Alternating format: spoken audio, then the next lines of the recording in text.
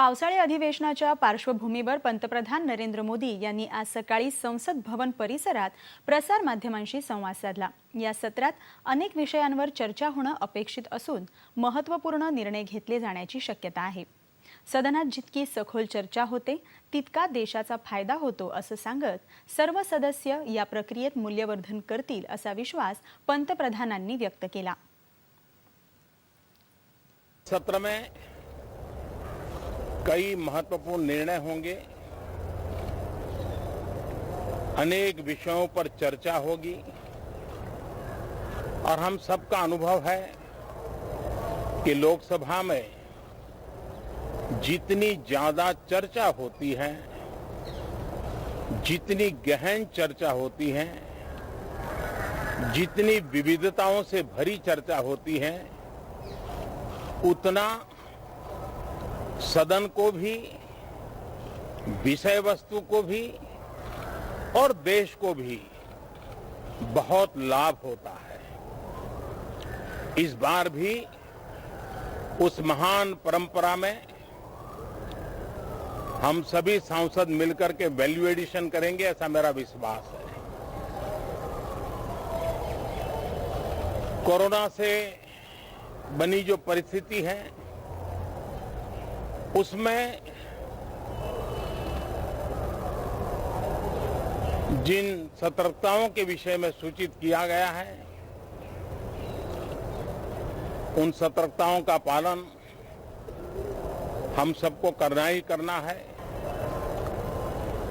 इस सदन की और भी एक विशेष जिम्मेवारी है और विशेष करके इस सत्र की विशेष जिम्मेवारी है।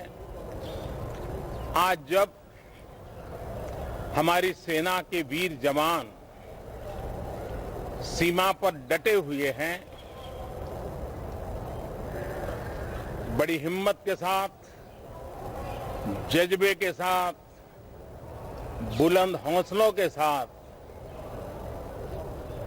दुर्गम पहाड़ियों में डटे हुए हैं और कुछ समय के बाद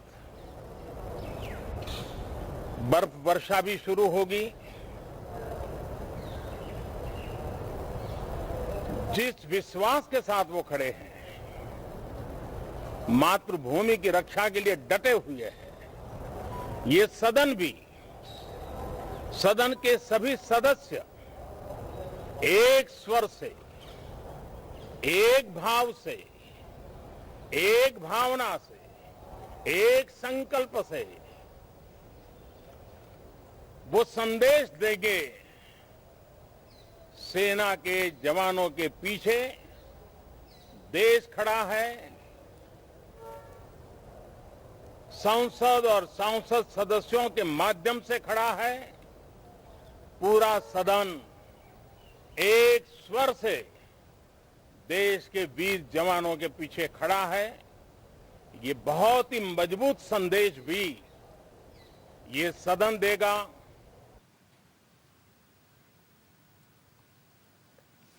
1 ऑक्टोबरपर्यंत चालणाऱ्या या अधिवेशनात 45 विधेयकं मांडण्यात येणार आहेत।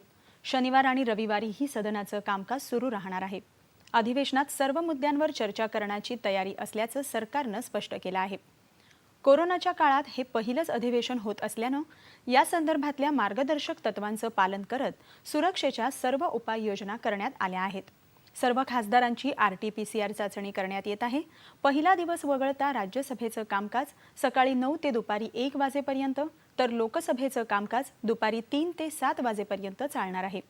सदस्यांची आसन व्यवस्था ही शारीरिक अंतराच्या नियमानुसारच करण्यात आली आहे।